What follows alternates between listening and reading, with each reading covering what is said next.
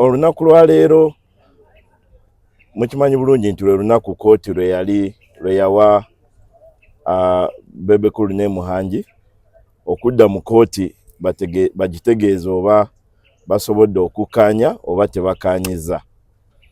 Ng'era bwe bakkaanyiza omusango gwali badde gukoma leero, kooti n'egugoba olw'okukkaanya kwa parties zombi, naye ate bw'aba tebakkaanyiza kiba kitegeeza nti omusango gugenda maaso. Okusaba okwakolebwa mwami Alex Muhangi yeevuddeko nti aweebwa omukisa okuteeseganya ne Bebecool ku nsonga zino. Kooti nekkiriza okusaba okwo, nebawa sabbiiti 2 batuule bakkirizaganye. Ensonga eyo yagudde butaka oluvannyuma lwa Bebecool okuyitibwa enfunda eziwera okutuula ne Alex Muhangi boogerezeganye, Bebecool n'agaana. Era mu ekyo looya wa Bebecool ategeezezza kooti olwaleero nti mukama we bw'akiikirira Bebecool kira nti we tali mwetegefu kuteeseganya era nti ayagala ensonga zino zigende maaso. N'olwekyo kooti oluvannyuma lw'okutegeera nti enteeseganya zigudde butaka ewadde olunaku lwa 10 omwezi guno okw'ensala yaayo obanga Bebecool aweebwa obuyinza okukola okunoonyereza ku social media platforms eza Alex Muhangi naddala YouTube, Twitter n'ebirala, alabe ennyimba z'emmeka ezagendako na ssente mmeka Muhangi ze yakola, bintu bwe bityo kwe kunoonyereza okugenda maaso. So ennaku z'omwezi nga 10 omwezi guno kooti lwegenda okw'ensala oba Bebecool aweebwa obuyinza obwo okunoonyereza ku YouTube channel ya Alex Muhangi oba nedda. Kanso wagambye nti waliwo emisango nammwe gye muyinza okugula ku Bebecool singa aba alemereddwa okutuula nammwe muteese. Egimu ku egyo n'ogamba nti olunaku lwe yalina opafominga nti yapafominga ati waliwo ne balance yes. Kyenyinza okwogerako nti Bebecool asubiddwa omukisa ogw'okuteeseganya. Omuntu yenna buli mbeera mu kooti, omuntu gw'owaabira oba akuwaabira n'akuwa omukisa kuteeseganya, kiba kirungi nnyo era kya bugunjufu okuwa omukisa ogwo, okuwa enteeseganya ezo omukisa. Kuba bino ebya kooti, kooti terina nnyiniyo. Gye biggweera kooti ng'emaze okuwa ensala, tomanya kiwunzikira sayidi ki. N'ate n'ekiranga njagala okutegeeza mukulu Bebecool Moses Sali nti bw'oba ogaanye okuteeseganya, manya nti naawe osula mu nnyumba ya ndabirwamu ate ng'oli mu kasuka amayinja. Kakati naffe tugenda kuddiza amayinja kuba okimanyi bulungi. Ekisookera ddala kira nti wange Alex Muhangi yeenyigira mu limbalo olwa Wakayima ng'olina omusasula ssente obukadde 3 okwenyigira mu limba olwo. Ssente ezo na guno gwaka tozimusasulanga. Tukubanjiza ssente ezo ne tukokoowa, twali twakwesonyiwa ne tugamba omusajja tumuveeko talina ssente. N'ate oba otukiza kati naffe tutukiza ssente ezo tuzaagala era essaawa yonna maze okuweebwa instructions okugulako omusango okukozesa kira nti wange Alex Muhangi mu limbalo n'otamusasula n'omunyaga. Ekyo kimu. Olulimba lwa Wakayima mwenna mulumanyi era Alex Muhangi mwali nnyo mu limba olwo. Actually ye main character walo. Ekyokubiri, Bebecool tugenda kugulako emisango egy'obubbi n'okujja ssente ku muntu ng'okozesa olukujjukujju. Ng'okimanyi bulungi nti ensonga zino we zaatandikira bw'apangisibwa okujja okupafominga ku comedy store, mwakkirizaganya miliyoni 6 zonna ne bazikuwa mu cash, nga 5 za mumpeke mu cash, miliyoni 5 nga za cash, nga miliyoni 1 ne bagikuteera ku simu. Oluvannyuma nga weekyanze oganye okuyimba wakwata miliyoni 5 n'ozituddiza, miliyoni 1 yali ku simu wabuuka nayo nakati tozizzanga. Tukubanjiza okomyawo ssente ezo wagaana owoza mbu mafuta ga motoka ye yahama gy'ovuga. Mukama wange ssente tugenda kugulako omusango ogw'okujja ssente ku muntu ng'okozesa olukujjukujju, obtaining money by false pretenses and theft kuba obwo obukumpanya bwennyini ekyo ne kidda wali omusango ogwokusatu gwe tugenda okuggulako nti oluvannyuma nga weekyanze n'ogaana okupafominga okulinnya ku stage okupafominga ate ng'omaze okusasulwa abantu beekyanga abaali bakulinze beekyanga ne bayonoona obutebe ne babuukira ku mmeeza ne baasa emyenge egyali mu kawunta n'abaali banywedde tebaasasula bbiiru za kunywa nga mu abo mulimu ne mukyalawo Zuena ne gurupu ye y'abawala be yali tuyatudde nabo bbiiru yonna gye baanywa bbiiru ya $960 tebaasasulako wadde ssente n'emu.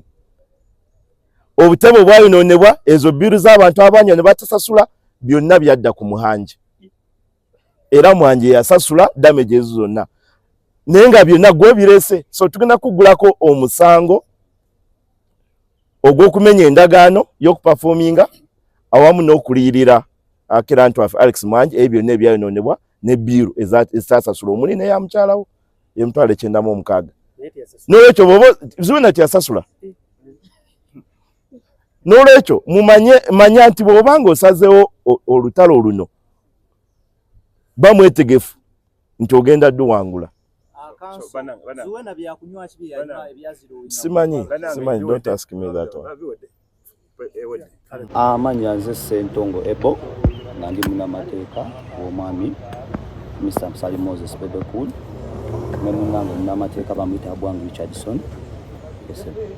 Ekivudde munda kigambibwa nti mwe mwagaana okukkaanya oba okuteesa ensonga zino zigere bweri wa kkooti. Engeri gye twajja mu kkooti tujjayo nampapula twali tusuubira okuwandiika okuli fomo okututuukirira batubuulire olunaku lwa ekitaasobola kubaawo wabula omukulu Alex yantuukirirako ku mubbaala ssaawa nga 8 ng'anywedde namu asobola kumuwabula tetusobola kupako netutuuka ku kituufu zaalinga 8 ng'ekiro era ne boolaba footage bali ku bbaala gye bayita piya wanoso okumala zaali ssaawa ezo. Ate bo babayita ku kiraasi nga piya wano Bebecool amanyikiddwa waayo. So kooti ebawadde ennaku z'omwezi nga 10 okusala alooleeryayo. Era tujja kugenda kkooti kimwebeesazeewo nga bwe nzizembagamba 10. Wano tojja tumanye omusango gumu naye kansu wa sayidi eri avudde nga asomye emisango emirala gyagenda obbongerako okuli okuba nti mukyala w'omuyimbi yanywa enguuli n'atasasula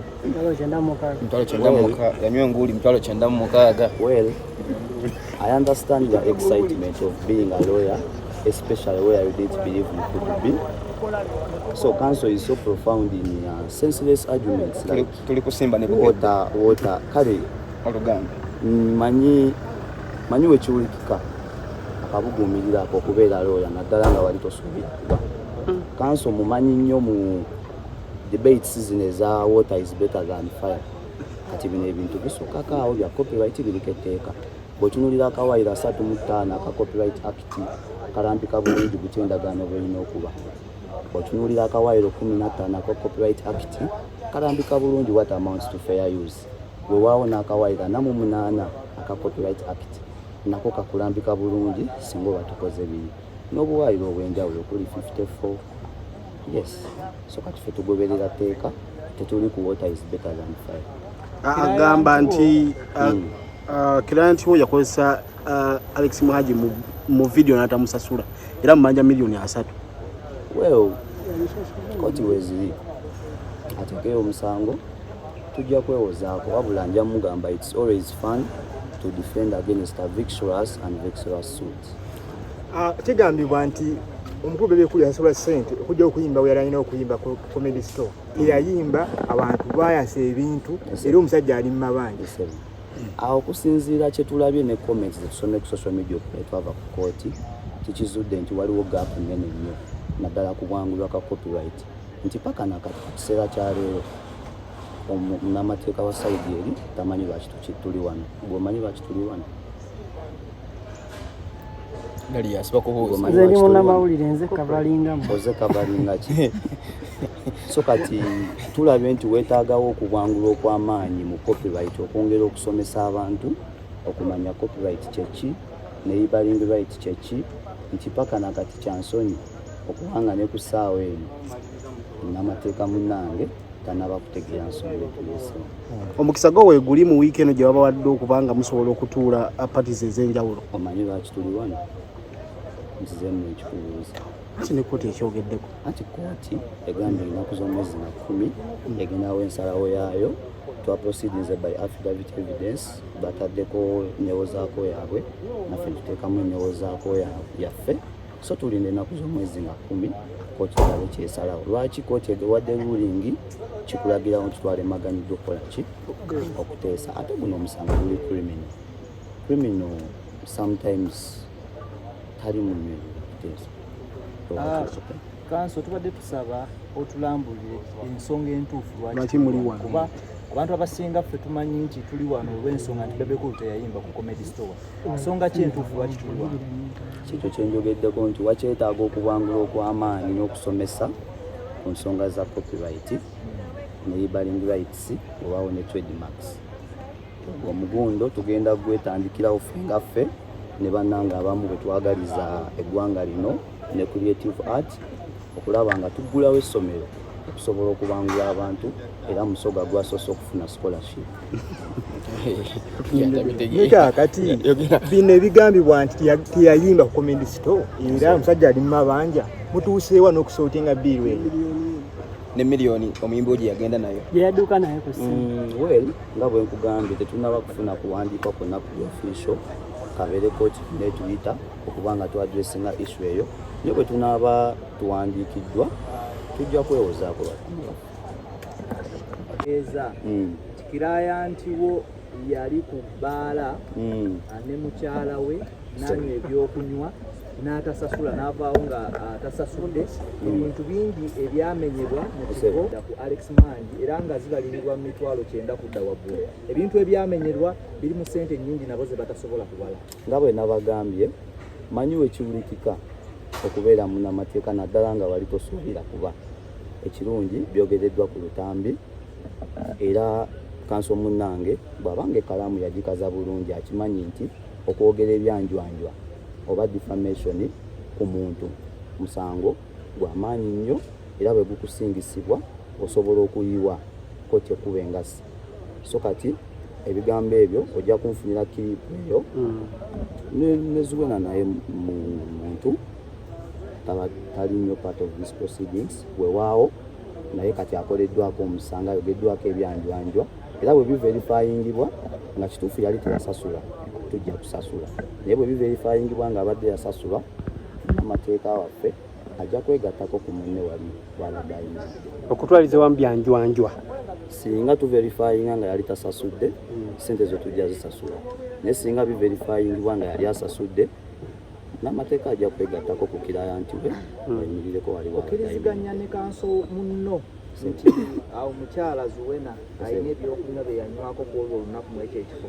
Ngera bwe nkugambye nja kuddayo verifyinge singa nkakasa nga Zuena yali tasasudde ajja kusasula naye tukusinga tukakasa nti yali asasudde Zuena alina bizinesi ez'amaanyi nti okwogera ekintu ng'ekyo ku linnya lye ate mukyala musiraamu bw'oba omusibyeko ekintu ng'ekyo kirina engeri gye kitaataaganyamu emirimu ye era naye ajja kuleetebwa mu mbuga y'amateeka. Kanso muno mujjukizemu oba ogenda muggulako emisango? Sinze mba muggulako emisango naye gwaba akyogeddeko aba muggulako omusango bayita defamation oba uttering false information to the public ekikontana n'akawaayiro akali mu Computer Misuse Act. Yes, sir. Directed the respondent to file an affidavit to reply. Your Honor, the respondent did comply with court's direction and indeed filed a reply on record, which is on record and will serve the state.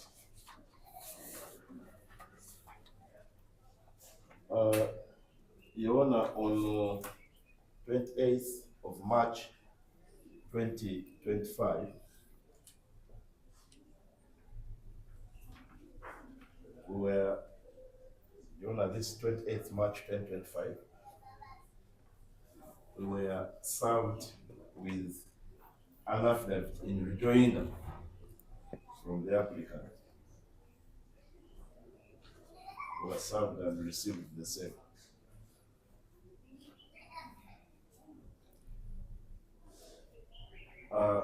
Your Honor, with us, prayer court gives us directions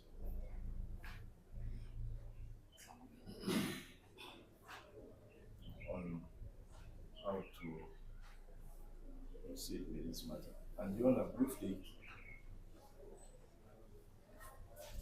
in response to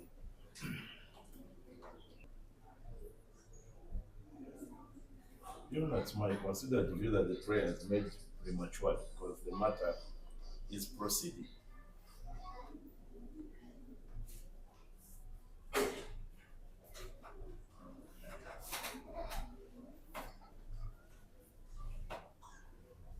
State is aware from our of this order.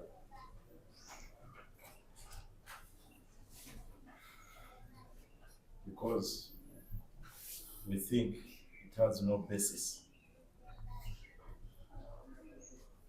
and it has no firm legal ground. So probably Your Honor will have a chance to say more after court guides us on how this matter is proceeding.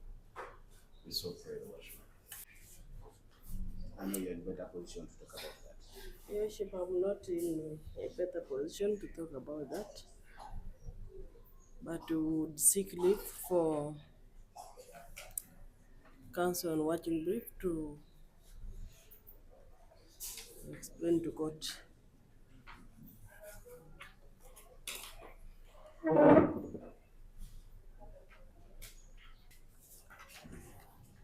Richard?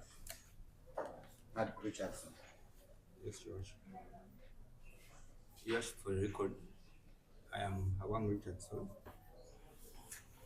on matching brief in this matter. However,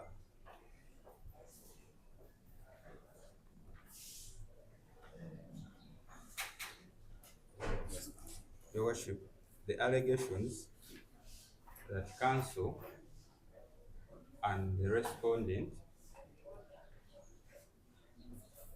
tried all their efforts to reach out to the complainant in this matter are all false, and they are not backed up by any evidence.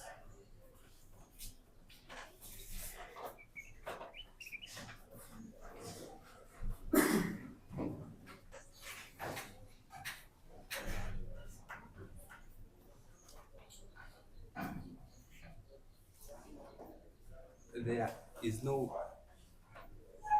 invitation whatsoever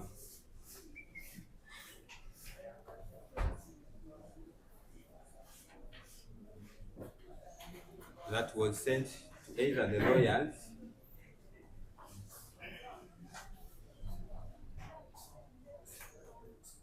or to the complainant himself.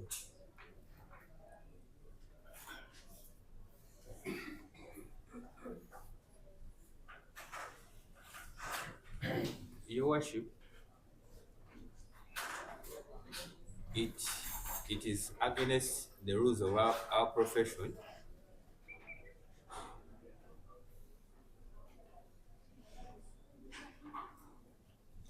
that I, as counsel, may wish to give evidence maybe on the bar, but for this matter, I would wish that you please and allow me say that I don't remember the exact date, but I one time received a call at around, I think it was around 1 or 2 p.m. for a meeting.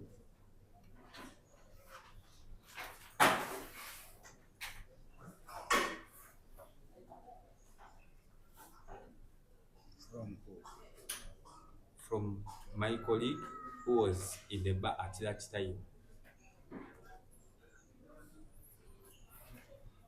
And he intimated to me that the respondent, in no company of any other, wanted to talk to the complainant. Maybe those are the only efforts that council has just put to the attention of this court. But this morning, we are before a court of law, and at least we expected a formal invitation. At least council would have. Because if you represent the clerk, then we inform you through informing you that the respondent wants to speak to you.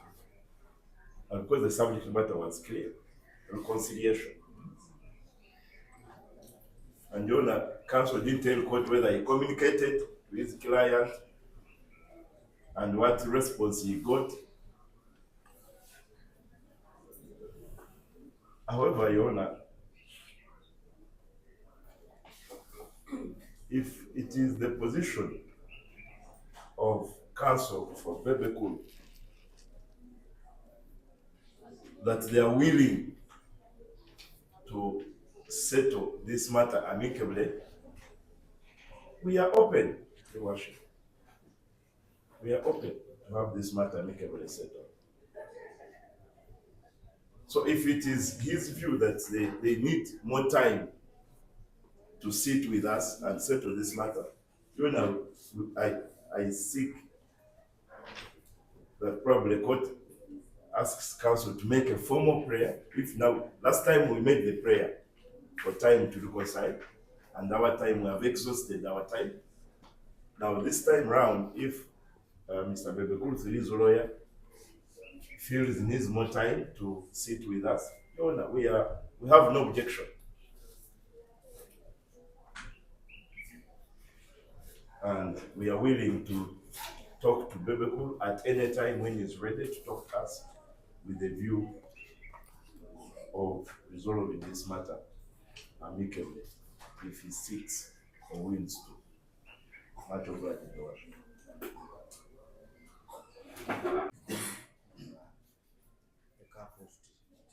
Yes, my lord. Your Honor, once again, Robert Utalo for the respondent, to be permitted or given an opportunity to have this matter amicably settled out of court.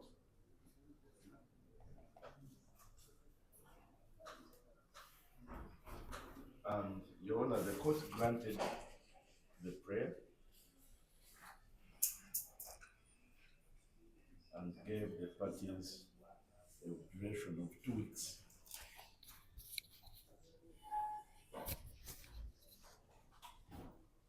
to try and reconcile.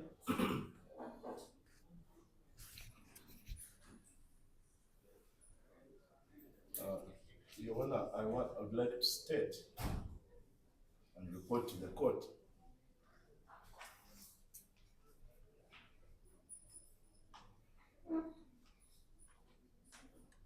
that all efforts by the respondent, Mr. Alex Muhangi,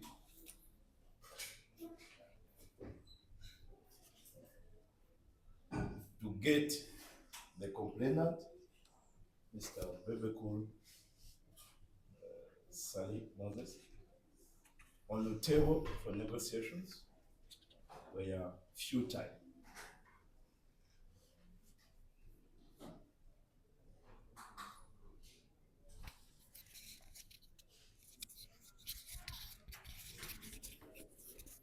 The complainant turned down the respondent's invitation to an evening of a cup of tea to talk about this matter.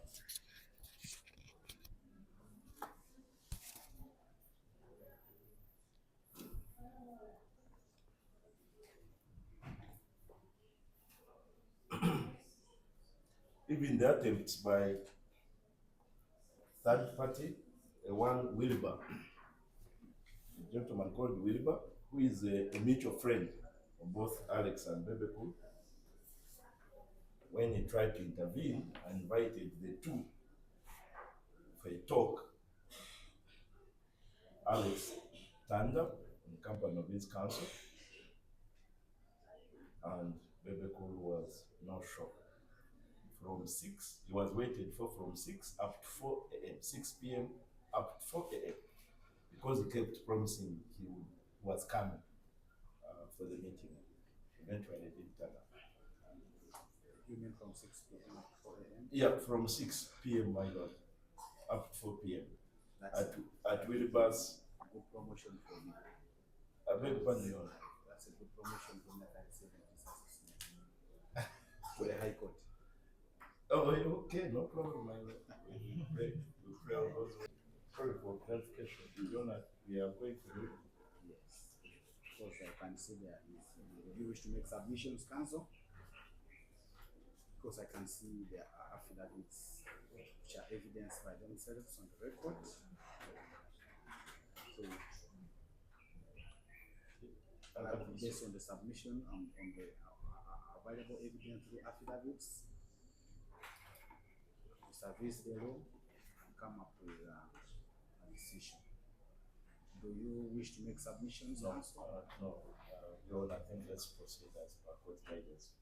All we have to say is contained in our affidavit. Of course, I still encourage you, I still encourage the parties to it is possible for you to reconcile before the date of trial. I'm sure that is possible because all the lawyers are able to advise their clients. So I'll give it up to you. 1 week.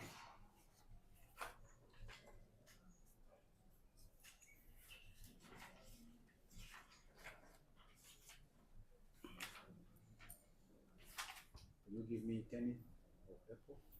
Yeah, it's all right. That's the council. It's okay. Okay.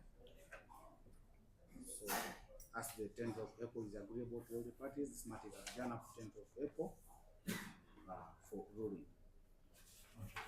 The 10 you know that we ask because usually we start at 10 so as to give you time to navigate through the jam.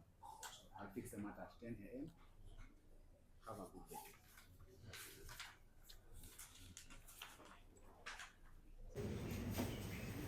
Have no conversation. State